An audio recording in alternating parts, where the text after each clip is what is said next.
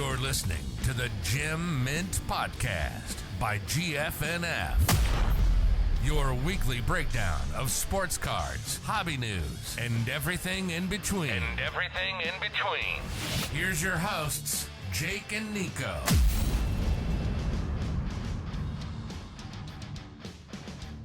Yo, what is going on, everyone? Welcome to episode 2 of the Gem Mint Podcast by GFNF. We made it to episode 2, Jake. We did not get fired yet, so shout out to Garrett, Vincent, McKay for letting us continue with this. Week, another job. Yeah, we're still here, and thank you to everyone that tuned into episode 1, and we're gonna keep this thing going, and just see how it goes. We'll adapt as we go here, but let's dive into it. Let's start with Target Tuesday. So we saw, Ouch. a pretty brutal drop again. No new products. It was more or less just what, Optic basketball, Absolute football, and it was just small stock. Yeah, it was similar to what we saw the last couple of weeks. It was Target enabling a little bit of new anti-bot protection, and it caused some problems with people running bots. It caused some problems with the website, even for those going manually, and it was overall just a mess. Yeah, I think they're still trying to help the everyday man, and and try to help people manually purchase sports cards, but I just don't think they know what they're doing. And They're making it up as they go, no? Every week they're coming up with new problems to try to toss off bots, and that in turn makes more problems for them. Yeah, we always joke that there's some poor intern in a room that sits there on Tuesday mornings and clicks a button to load the stock. And I honestly, the way they handle this, I truly believe that's actually the case. The Target fall man. Yeah, blame it all on him. Exactly. There you go. But yeah, I mean, bot wise, we saw KSR struggle a little bit. Me personally, I got a few boxes. I know, Jake, did you hit anything? I only ran for one product, and again, my test didn't even pick up. It was a mess, so I didn't get anything this week. Yeah, I know other bots definitely cooked. We think we saw Stellar hit. Shout out to Al for the heads up there. There you go, Al. We saw, I believe, Koi hit. I think a lot of the bots that had didn't require any cookie harvesting. They had sort of an in-bot solution or an external solution that they pay for. Those seem to be the ones that picked up. But the hidden chefs that are usually in the darkness came to light this week. Yeah, exactly. Let them have their week of glory. But totally fine. Yeah, so we should see another drop in 2 weeks. Hopefully, maybe some Mosaic basketball mega boxes, maybe some Mosaic football. But we'll touch on that a little bit later with some of the upcoming drops. But let's get into the Topps drama. So, ooh. Yeah, so let's start with Bowman Draft Sapphire. So, Yeah, Jake, you want to touch on that a little bit? Yeah, so as we spoke about last week, we had a lot of success within the group. Lots of people with lots of boxes, basically, and unfortunately, we saw a lot of cancel emails from Topps go out to people that hit pretty big clips of them, and that is very abnormal for Topps. We usually see Topps basically ships out anything that goes through, right? Yeah, I mean, you'd have to think it's got to be Fanatics putting a little bit of the hammer down here. We know, I would think so. Yeah, we know they've been pretty strict with addresses. We saw at some point over the past year, they kind of limit you to one order per address. So even with kind of jigging your address, it was still tough to get around. Or wild conspiracy theory, they hired the Target intern to run their website. I mean, I don't think it's that wild, honestly. I mean, their website is absolute garbage. So it crashes every time. And yeah, it seems like it's like some kid's like high school project. But Yeah, so yet to be seen what happens there. We also thought they possibly could have oversold, considering we were checking out before it actually was live, to the front end user. So totally possible that they just sold way more than they actually printed. Which the public was not very happy about. Yeah. So if we don't see a raffle like we did with the last Bowman Sapphire, where they had you enter and they randomly picked people, I think we have to just go with the fact that they oversold. And yeah, that's just attributed to their poor website. But I agree. Yeah. But we did have some success on Tops this week. Yeah, we had the Merlin 97 drop. Jake, you want to touch on that a little bit? Yeah, it's UEFA's newest product for this year. For those of you, UEFA is soccer, the European League. We had quite some success last year with products ranging from Sapphire to Merlin products to Chrome and everything in between. And this year they kicked off with Merlin 97. Remind me, did these boxes come with an autograph in them? I couldn't remember. Yeah, it's 2 numbered parallels and 1 autograph guaranteed in them. And the checklist it's really, really, really impressive. It's decently sized, but for the box price, I think it was like 140 US shipped. It seemed like a pretty good deal. I mean, for some of those dual autographs that are in there, I know there's like a Neymar, Messi. I think there's a Haaland in I forget who else. I forget who he signed with, but with my luck, I would pull, if I opened one, I would probably pull out like a bench coach auto or something like that. I know like 3 soccer players that I'm looking for. So yeah. I mean, yeah, shout out to Ginger and Momolas for holding it down with the soccer, because I legitimately, thank goodness. Yeah, I have no idea what I'm looking for.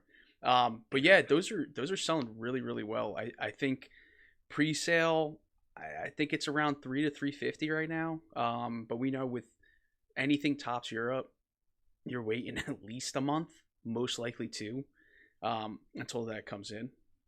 Yeah, but some of these, it seems like UEFA last year, the longer you sat on it, the more you made on it. Yeah, I mean, for sport I know nothing about, soccer's usually the thing that I will hold for product wise, just because some of these dudes, like if they transfer to bigger teams, bigger clubs, the Real Madrids, the Barcelona, they just get so much more exposure playing with top talent. You really never know who's going to emerge. It's almost, in a sense, it's like kind of like Bowman, where you got these dudes on some garbage teams, and then they get traded to the Yankees or another big market team, and all of a sudden, like, everyone's chasing this dude. So, but we'll see. I think solid product, and shout out to the team for being on top of that. Personally, I'm more excited for some of the boxes that got delivered this week from Topps. Oh yeah, vroom vroom. We had Formula One lights out start showing up. I personally haven't gotten anything in yet. Did you get any of yours in, Jake? I got 1 box in. I'm still waiting on a few coming, but again, they're coming from where? England? Yeah, I think I got most of mine on the UK site. I think we hit pretty much every site except Spain, because they don't ship direct anymore. But right. I think I saw Momolas talking earlier. I think 8 of the 40 101s have already been pulled, and if you're not familiar with the product, they are gold frame 101s, so it's similar to like a Topps Gold label, if you know what that is for baseball product wise, or like Transcendent. Pretty high end looking card, but my question would be, how do they combat the weight of boxes with a gold frame? Because if you don't have a gold frame auto, you have to be a massive difference in weight, wouldn't you think? Especially because the boxes are so small. Yeah, I mean, I've heard that it's significantly heavier. Like you can definitely feel it. Right. They can't. I mean, how do they? They would legitimately have to they can't put cardboard and like styrofoam, because like, to make up the weight differential, right, like would be insane. So I think they just said screw it. Like, if you send it out, baby. Mass produce it and send it out. If you got a heavy box, you got a heavy box. But sales wise with that, I'm interested to see how the market goes, because I see a lot of people that are opening these, that are pulling numbered Hamiltons, numbered Verstappens, trying to get the moon for these cards, and I don't see any of them moving. eBay sales wise, I haven't checked today, but I've been checking mostly every day, and I haven't seen anything high dollar move yet. So, gonna be interested to see if anyone actually makes a jump for some of these lower number cards, or if people are gonna grade them and see how they grade, because I heard quality wise they're similar to like a Tops on Demand card, where you just whatever print run. Not the best, but we did have some members. I noticed in our success channels, we had quite a few members pull some numbered Verstappens, numbered Lewis Hamilton. So some nice cards do come out of it. Yeah, no, they look great. I hope people I think I think a lot of people, and you probably ran into this, Jake. They think their card is worth a lot more than it is, and it's, I guess, with a newer product, in probably the hottest market right now in cards. Yeah, people are gonna just try to get as much as they possibly can for it. So I'm looking forward to ripping some of mine. I don't know what the plan is with yours. Rip it all, baby. Yeah, I'm looking forward to it. So I think that's pretty much it for Tops. Let's move on to some more pretty juicy drama. Oh yeah. So Marx Cards. For those not familiar with Marx Cards, Marx Cards was a certified PSA dealer. I believe they were out in California. I personally have never submitted with them, but they pretty much just closed up shop. They didn't have. I know their big thing was, in any kind of submitter that I use personally, I never pay up front, because at least with PSA they don't charge you till it ships. And from my understanding, they were collecting funds when you sent to them, not when PSA shipped it back. I get kind of trying to protect themselves. If you send a card in and it's worth, $20,000 and you sent it to them, and then, comes back and it's worth $20, do you actually, want to pay the grading fee anymore? It's, the margins aren't there. So yeah, I agree. I mean, we have some friends in our group, right, that run some group submitting. I totally get the paying up front thing. Especially these big group submitters that are submitting hundreds of thousands of dollars worth of card orders. You don't want to track down 500 people to make their payments and stuff like that. So I understand that. It's just poor business management is what it boils down to. You can't spend the money like you have it when you need it for when the bill comes due. And that's what happened. He went bankrupt. He used the money. And he was covering for multiple other companies. Obviously, the big one that got caught up in the mess was Card Collector 2, who's a friend of our company and a very good dude and very good for the hobby. His company got caught up in the mess and had over $110,000, it sounded like, worth of cards with just his customers alone. And that's a big problem when you're not only affecting yourself, you're affecting other people's businesses that people put their trust in. Yeah, for sure. And seriously, yeah, shout out Ryan.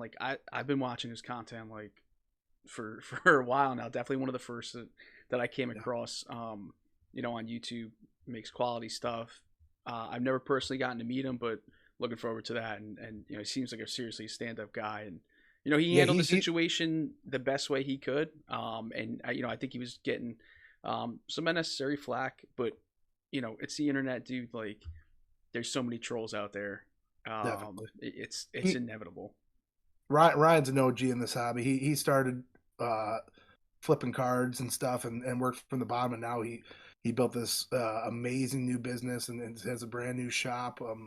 Go check him out on YouTube, Card Collector 2. He's got a series about him building his new shop. He's great for the hobby. And what I found interesting when I was reading through these comments and stuff on Instagram and YouTube and Facebook, none of his customers came at him.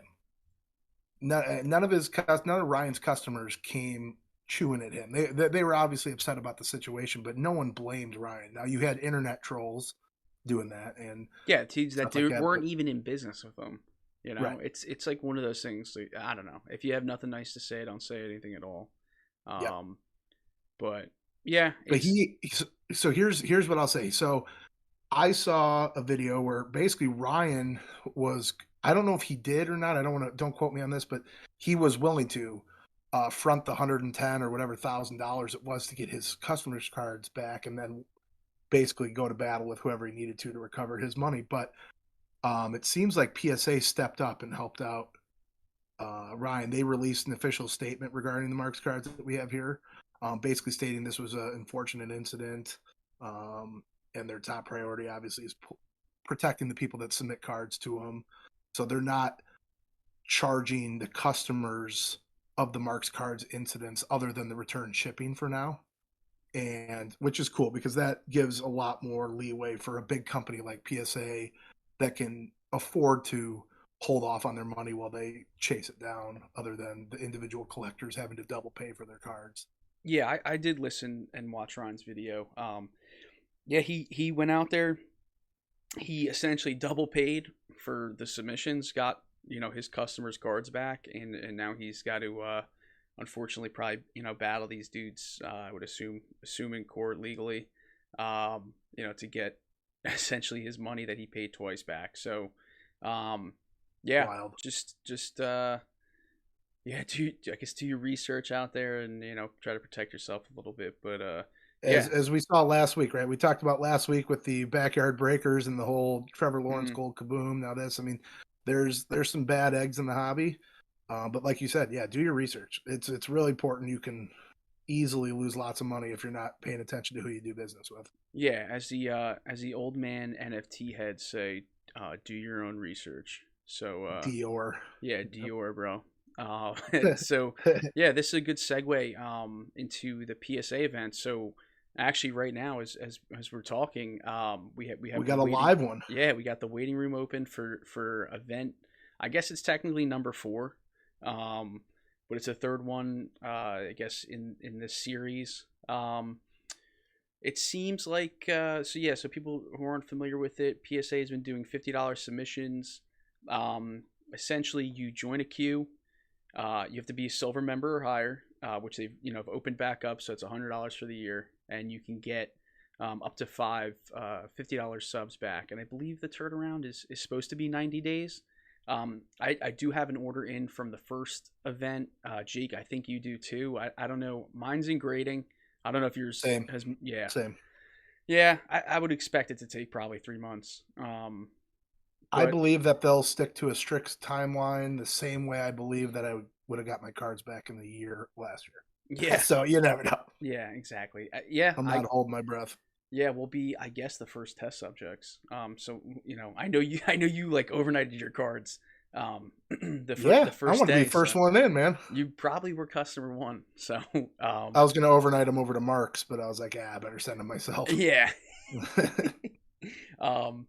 Yeah, so we'll see how it goes. It seems like they're doing anywhere from like 2,500 to 3,000 each of these events. So probably roughly 15,000 cards they're taking in every week for this economy. Doesn't really seem like that many. So we'll see. I like the events. I don't know. What do you think about it? I do, but it chafes me a little bit. I do, obviously, being able to submit cards at $50 when our cheapest option for the last 6 months has been, $150? Yeah. Is great. But at the same time, I also have orders that I sent back in November that are still sitting in the warehouse. So now I know, the PSA, when they're talking about when they log them and they actually put them in, they're good through February right now. But realistically, those orders were sitting in there in November and just logged into the system in February. So I'd like to see them, as long as they continue to make as good a progress as they have been, in grading over 200 to 250,000 cards a week, which is about the pace they've been on, then we're fine. Yeah, this is great. I would not like to see the old cards that have been there take a hit because of these new grading events, but you never know. Yeah, and I've told you this privately a couple times, but I'm really enjoying the $100 level.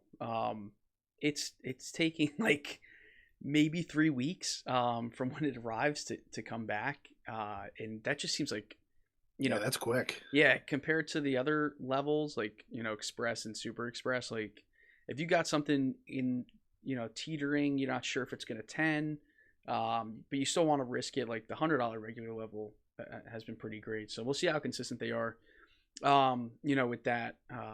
But yeah, let's switch gears a little bit and talk some sports. So we had probably what we thought was the best game of the week, followed by honestly one of the best games I've ever seen. Unbelievable weekend for football. Yeah.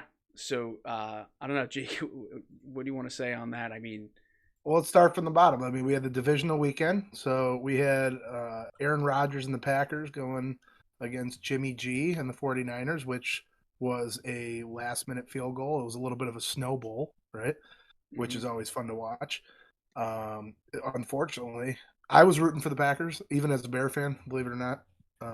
I just think that Rodgers has been battling his whole life against Brady for MVP stuff, and it would just been nice to see. I want to see the best go against the best. I would have loved to see a Rodgers Brady NFC Championship, but that didn't work out for either one of them. Yeah, I mean, I'm not a Patriots fan. I'm an unfortunate Cowboys fan right now, and I mean, who doesn't want to see Brady go down realistically? Besides, Patriots fans and I guess Bucks fans right now. But yeah, interesting games. I don't think anyone was really giving the 49ers a chance at all. But dude, that defense they got some ballers on there. So I'm excited to see Shanahan and McVay go at it. Two of the great minds of the game. I'm hoping it's an exciting game. I feel like they're gonna get real technical and try to outsmart the other one. So that'll be a good one. But dude, what about Joey B? I mean, unbelievable. From a sports card investing side, Joey B is our guy now. It's insane. That class, I mean, between Herbert, which unfortunately he didn't make the playoffs. Probably I would have liked to see him, in the playoffs. But between him and Herbert and Joey B, it's tough not to like Joey B a little bit more. Just, he had that injury and he came back and the dude is absolutely balling like he was in college. That offense is dangerous, man. Obviously Jamar Chase, I hope, personally, I don't know how you feel about this. I hope Jamar wins the MVP. I have a hard time seeing it because it usually goes to a quarterback and Mac Jones had a pretty good year, but you mean that offensive rookie? Yeah. Offensive. Oh yeah. I'm sorry. An MVP, rookie of the year. Yeah. Yeah. Offensive rookie of the year. I don't know how you don't give it to Jamar Chase. I understand Mac Jones had a very good year for rookie quarterback, but dude, what Jamar's doing is unbelievable. Mac Jones, he doesn't stink, but come on. I mean, it was just all about his. I'm not a fan. I think that this is my philosophy on it. When people were investing in Mac Jones cards, good for you. Do whatever you want. I personally am not, because let's be real with it. That's Josh Allen's division. And is going to be for the length, as long as Allen's in Buffalo. I think that's the Bills' division. Yeah, I agree. I mean, I still don't know if it's Belichick Brady, like what a tandem, and it's it's hard to follow those two up, and he's got big shoes to fill. But we'll see. I mean, I still think it's a little early to tell with Mac Jones. He seems like a pretty smart kid. And a decent quarterback, but yeah, I mean, I agree though with Jamar Chase, man. Like, you got to give that kid, offensive rookie of the year. He was just an absolute baller.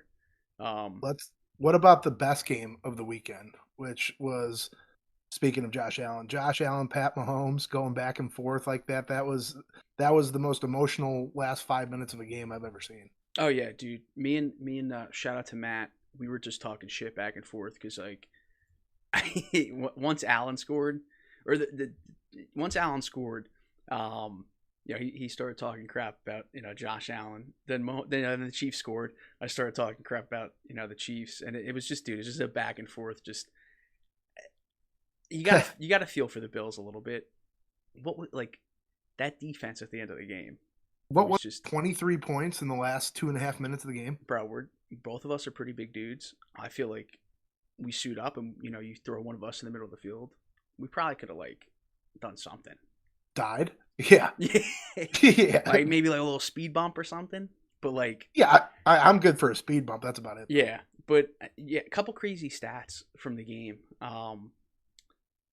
Mahomes, after the 2-minute warning, had 277 yards in the rest of the game. Oh my gosh! And one more that's very painful for me, again as a Cowboys fan, is the Chiefs' field goal drive with the 13 seconds left took less time than Prescott's QB sneak.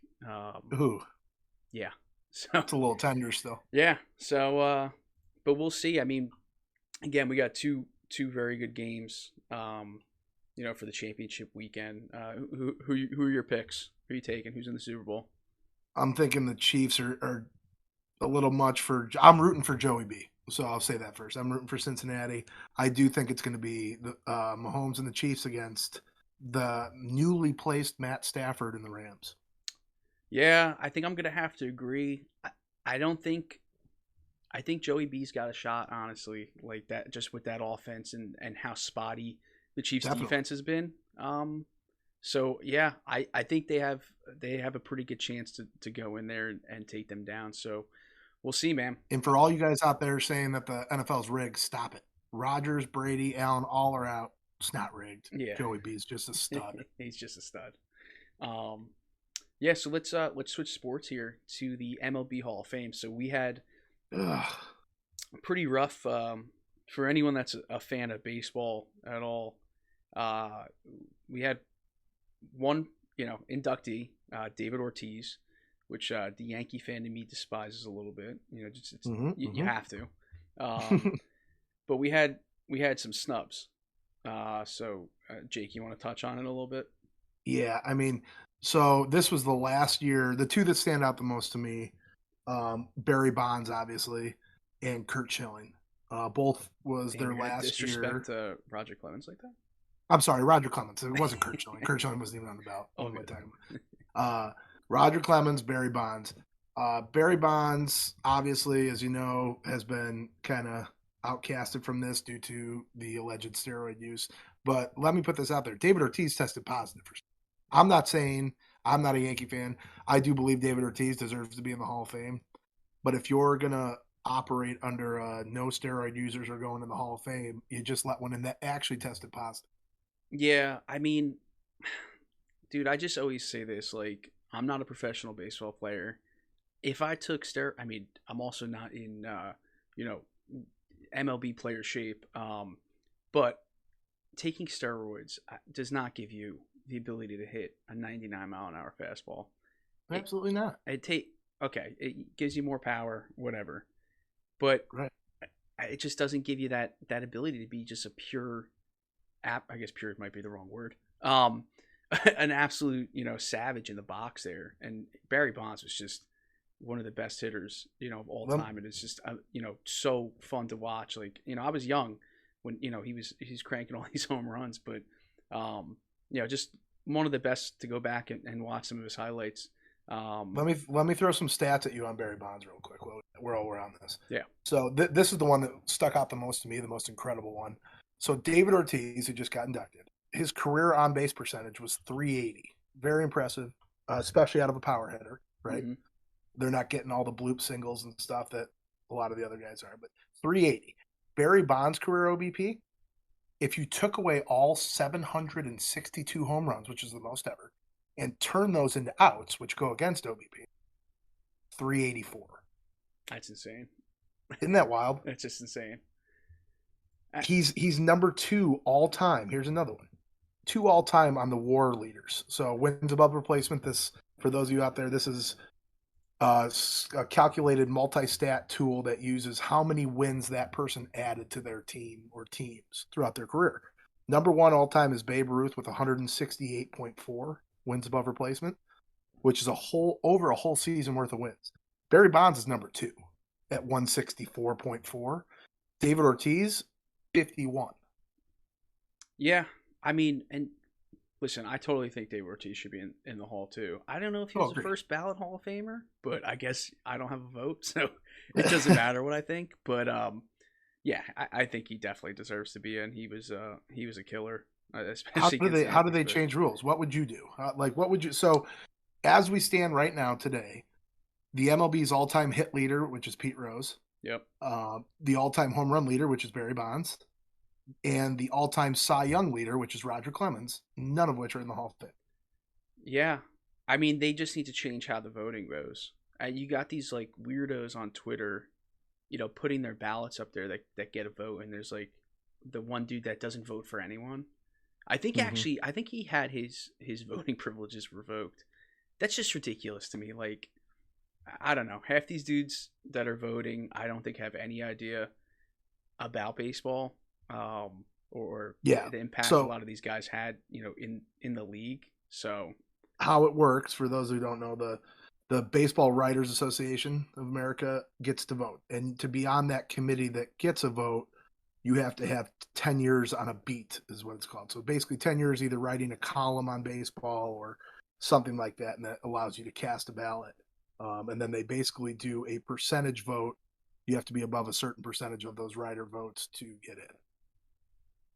Yeah, so I think it starts with the voting process. I don't see really what else there is to change with it. So yeah, it's unfortunate, but we'll see what they do. I mean, I know like people on Twitter are very vocal about this. Just the people that I follow, people that don't get a vote, people that do get a vote. So yeah, we'll see. It's definitely a bummer, but it's not discrediting. Just because they're not in doesn't discredit what they did. On the field. So right. And David Ortiz, just shout out to him. He deserves it. Congratulations. He did make a statement saying that he couldn't believe that those guys weren't standing up there with him. So even he recognizes a little bit of the skewed process that this is. Yeah, I mean, if there's anyone to make comment on this, it's definitely next player, or anyone in the league right now. So yeah, so let's talk about some of the upcoming drops. Again, still pretty slow in retail. We've not seen anything really new, but we are anticipating Mosaic Football. I know we did actually see some in the wild, that someone had posted, I think in some store in Las Vegas. So it looks like blasters have surfaced, so maybe next week. Usually Walmart's the first to post that stuff, so we'll keep an eye on that. Hopefully we're updating you on here that we actually had some success. Yeah, and then Topps Chrome update. So we saw the mega boxes come out, and we're yet to see any sort of sapphire. But Topps is a bit of a mess right now with everything. Like we still haven't seen Bowman Heritage, which was supposed to come out January 11th. And yeah, they hit that snafu with the numbering and all that. Who knows? I mean, we'll probably see that in October. Yeah, they might just cancel it, honestly. Yep. And then we got Series 1 for 2022. So Wander Mania, baby. Yeah, I mean, that kid is he's an amazing player, and he started off slow and then just went on that absolute tear, and his stuff is just absolutely. It's exciting. Because I know you're a big fan of 2019 Bowman, as am I. Yeah. And that people that are new to this hobby, that's really what kickstarted this hobby. I mean, the boom, obviously, with the pandemic and stuff shutting down and people having more time to collect and stuff, obviously raised it the most. But the hobby really started getting rejuvenated with Wander Mania back in 2019, even a little bit in 2018. But even in 2019, chasing his first Bowman cards was wild. And the prices they were going for back then were wild. Yeah, I know you have a stockpile of some of those boxes. I grabbed a bunch over the past few months, and I have them hidden away. And Wander could really be the next superstar in the league. Alongside Soto, Tatis, Vladdy, Acuna. You're gonna leave your boy off that list, possibly coming up this year? J-Rod. J-Rod. Yeah, I mean he's not up yet, so I can't. I can't hype them too much, but yeah. So we do have Series 1 coming out soon, so we'll see. It's probably the lowest end product, if you want to say, but I think Wander is probably going to keep the prices. I don't expect to see too big of a drop. Well, he actually made our next segment. He did one of Wander's cards. Did make our high roller, high dollar sale of the week. Yeah, cards. Yeah. So let's touch on some of those. So yeah, Wander Franco. Gold Shimmer Auto out of 50. this seems really, really high. Yeah, it is. It's the highest it did. eBay. Yep. Yeah, I mean, for those that They aren't had it listed at 75. They took a best offer at 40. yeah, I mean, for those that aren't too familiar with Bowman, like, you know, at least well, this year now, like we have like 80 different parallels, but you know, before you had like the true refractors, which is just, you know, the regular orange, red, gold, blue, you know, all those, and then there's also shimmer parallels. The true refractors are like the chase. That's what you want. If you're gonna go for anything, that's the one to chase. So to see a shimmer, which is usually like kind of disrespected, I would say from like a resale standpoint, go for 40K. And was it like a true gem? Was it a gem plus? Do you know? It was a minimum requirement 9.5. Oh damn! I mean, it wasn't even top. It was a 10 auto and a 9.5 min grade. Yeah, that's pretty crazy. Yeah, so we also saw a Bowman Draft Trout refractor out of 500, a BGS 9.5 go for 42K. What would you rather, the Wander or the Trout? I think right now I'd probably rather Mike Trout's established, right? So I mean his market's been high. Wander comes out and hits 10 bombs in the first month. That card could be 80. Yeah, but what if Trout? Or you I can mean, have Trout's like kind of down right now. Like he's it is. creeping Yeah, up he a was little hurt. bit, but yeah. What about one of the other big sales? So this is what can happen in the hobby. This is what's kind of fun about it. There's a little bit of gambling aspect, but there was a 2018 National Treasures Josh Allen RPA out of 99, graded a BGS 9.5, a tricolor patch, good looking card, sold for 40 grand. Now I have to assume that was before the loss. Was it paid for though? Yeah, I think so. I mean, I would say there's no real way to tell, but yeah, that's a problem with we've been seeing. I've been noticing. I've been kind of a victim of it. Is before these big games. I'm not selling a $40,000 Josh Allen card, but you got dudes that are buying these cards, and then if they lose, they're not paying for them. Yeah, brutal. But yeah, for sake of argument, we'll assume that it was paid for. Pay for your cards, people. Yeah, don't be one of those dudes. Couple Brady's, Leaf certified, gold out of 35, BGS 8.5, 60,000. Seems kind of cheap, honestly. Just a cool 60K. Yeah, and then a 2000 SP Authentic, out of 1,250, PSA 10 for 95K. So a couple, which is arguably the second most sought after Brady rookie. Yeah. Yep. Yeah. Yep. So nice low 95,000 for that. Of course, we got to give a shout out to Joey B, another Natty Treasures out of 99 for 50,000, and then the lone basketball card on there, the Topps Chrome LeBron out of 99, BGS 9 for 100,000. That market's just it still hasn't climbed back to what it was. What would that card go for in January of 2021? Oof. I mean, you have to think at least like 250. I would think so. I mean the 100K. It's ridiculous to think that 100K is a steal on that card compared to where the market was a year ago. I would bet if that was purchased a year ago, which it possibly could have been, that person's taking probably a 6-figure loss. Because you got to. I mean, look at his base. His base Topps Chrome. I saw one on my slabs for 9,000 in a PSA 10.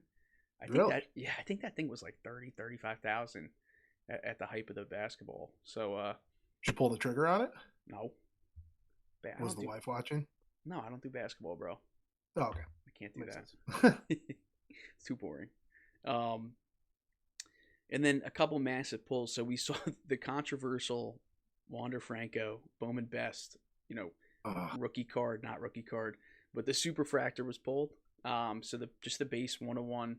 I believe they sent it to PSA for grading. I don't think it's popped yet. Do you see anything on that, Jake?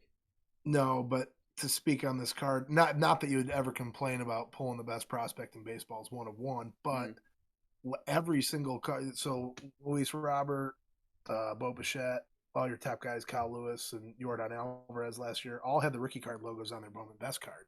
So and Wander was up last year. There's no reason that rookie card logo should not be on that card. Yeah. I agree. I think it's just Topps trying to save the hype for Series 1, and that's it. Man, Yeah. brutal. But we also did have Flawless Basketball drop yesterday, I believe, was release day, and we saw a couple big boys pulled. I know Leighton Sports Cards pulled the LeBron Flawless Diamond. Sick card, but also kind of boring. It's if you've never seen one, it's pretty much the NBA logo with a bunch of diamonds in it, and then the player is on the back. It's still going to be No auto, right? Yeah, there's no auto on it. No auto. So cool card, but I don't know if it's got the best appeal to, like visually. And Give me then the wander. yeah, and then there's a couple big logo mans out there in this product, and the Giannis and Steph Curry duel was also pulled. So I know there's a LeBron triple, and I know there's a bounty out on that already. Actually, the dude Shine, from the Logan Ball saga, he's teaming up with another dude. I forget his name. I know his Instagram is like 72 woot woot, who has one of the most insane collections. He's the dude that bought the Luca logo man, Right. off of Shine. They're teaming up, and I don't know how much they're offering, but they're looking for that LeBron triple logo man, and they're offering big money, I'm pretty sure, for that. So probably Let's rip some open, man. Yeah, probably won't be me. $12,000 box. I think it sold out pretty quick. On Panini's website too. So Take a couple extra mortgages out. yeah, I think those logo mans are kind of driving the price up and the demand. So I don't know. Imagine when there's going to be a couple years from now when the basketball license lays under Fanatics, when they have dual logo man, LeBron and Bronny. I mean, dude, that'll be insane. I hope that's where we're headed. I don't know. Maybe I'll get back into basketball then. But yeah, I think Jake, you got anything else? No, I think that's it. Pretty eventful week. Yeah, I think that's about it. Yeah. So yeah, we'll be back next week, maybe with a guest or two. I think so. Yeah, we got a couple of things on the table here, but yeah, again, you can catch us on Twitter at GFNF, or you can hit me up on my personal at NaffyBoy13, and then Jake, why don't you plug yourself? At Wrigley Elite SC. Yeah, so thanks again, guys, and we will see you guys next week. Peace. Thanks, guys.